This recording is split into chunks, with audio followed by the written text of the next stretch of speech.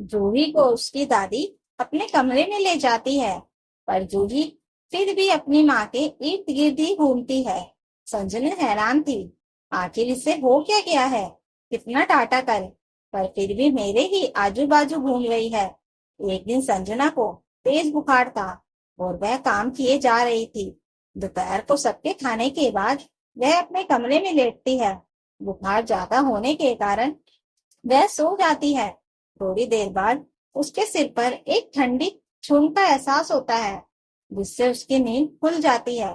वह देखती है कि जूही बैठी उसे पानी की पट्टियां कर रही थी। उसे अपने इतने करीब देखकर संजना तुरंत उठ बैठती है और कहती है, तू क्या कर रही है यहाँ पर? किसने कहा तुझे यह सब करने के लिए? अरे, मरूंगी नहीं मैं, और ना ही तेरी सेवा की भूखी हूँ। तुझे एक बार में बात समझ नहीं आती? जा यहाँ से। जूही अब अपनी माँ को लिपट कर रोने लगती है। जूही का रोना संजना की बाहरी कठोरता को पिघला रहा था, पर फिर भी वह खुद को मजबूत कर कहती है, यह सब क्या नाटक है? जूही, माँ, मुझे माफ कर दो।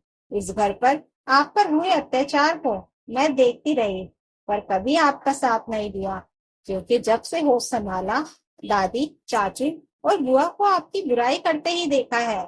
दादी ने तो यह भी कहा कि पापा को आपने ही मारा था, और तभी से आपसे नफरत हो गई थी। संजना, और अब वह नफरत कहाँ गई?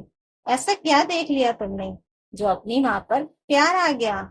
जूही उस दिन बुआ दादी के कमरे में सोने आई थी, और इसलिए दादी ने मुझे आपके पास भेज दिया। मेरी इच्छा तो नहीं थी आपके पास सोने की, पर और कोई रास्ता भी नहीं था। जब मैं आपके कमरे में गई तो आप वहां नहीं थी। आपको ढूंढते हुए मैं बुआ के कमरे में पहुंची, जहां आपकी सारी बातें मैंने सुन ली, जो आप पापा को याद कर कह रही थी। आपने इतने अत्याचार इसलिए सह रही हैं ताकि मैं खुश रहूं। सच ही कहते हैं लोग, माँ की कोई बराबरी नहीं कर सकता। आज जूही की बात सुनकर संजना को ऐसा लगा मानो बरसों पुराना घाव सूख गया। उसकी अब टीस नहीं रही। संजना, बेटा, मैं सिर्फ तेरी ही नहीं, बल्कि कभी अंकित और अंजलि की भी माँ हुआ करती थी। उनका लगाव अपनी माँ से भी ज्यादा मुझसे था। उनको स्कूल के लिए तैयार करना, खाना खिलाना सब मैं ही करती थी। यहाँ तक कि उनके बीमार पड़ने पर मेरी नींद खत्म हो जाती थी। पर आज देखो, जब चाहे तब मुझे जानवर की तरह पीट देते हैं। बेटा, यह सब मैं तेरे लिए ही सह रही हूँ, इसलिए अब मेरी मेहनत पर पानी मत फेर। मेरे साथ तेरा रिश्ता तुझे भी मेरी जैसे बना देगा, इसलिए पहले जैसी रहती थी अभी भी वैसे ही रहना। मैं अपने ऊपर अत्याचार तो सह लूंगी, पर तेरे ऊपर अत्याचार सह नहीं पाऊंगी। जो भी, माँ, आप चिंता मत कीजिए, जो मैंने भी इनको उनकी जुबान से सबक नहीं सिखाया। संजना, बेटा, ऐसा मत कर, सिर्फ अपनी पढ़ाई पर ध्यान दे। तेरा वकालत का आखिरी साल चल रहा है, इसे यूं बर्बाद मत कर। जो भी कुछ नहीं कहती और वहां से चली जाती है। समय बीतता गया और माँ बेटी छुप छुप कर अपने रिश्ते को मजबूत बनाते रहे।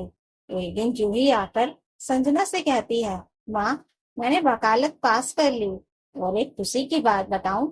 संजना, यू कभी रुक, रात को बताना। इतने में अंजलि आकर कहती है, देखो माँ, मैं ना कहती थी, यह माँ बेटी जरूर कुछ खिचड़ी पका रही है, और इन्हें लगता है यह हमें उल्लू बना देंगी।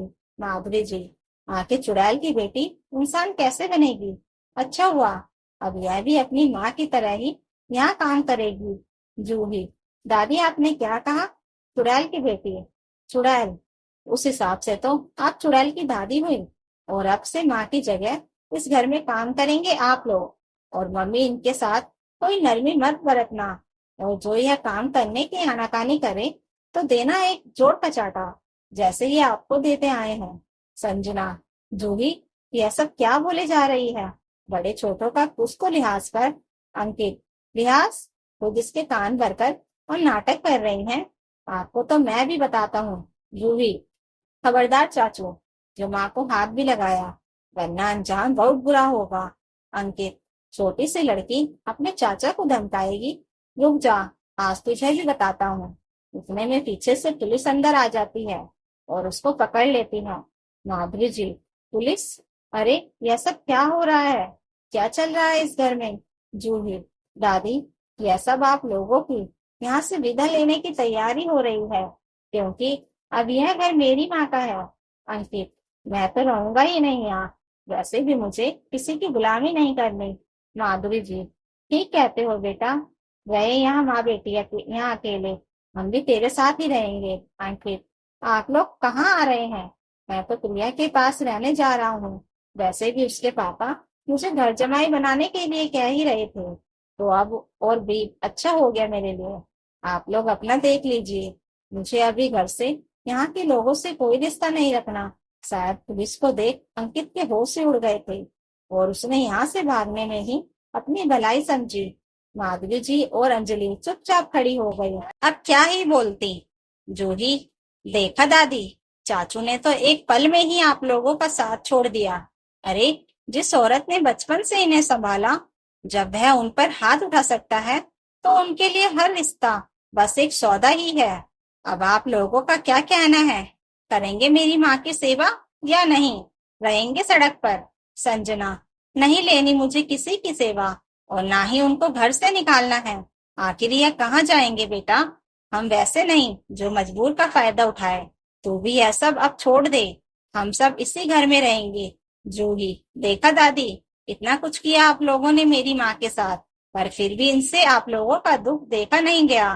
पर याद रखना, आपने किए का इसी जन्म में भोगना ही पड़ता है।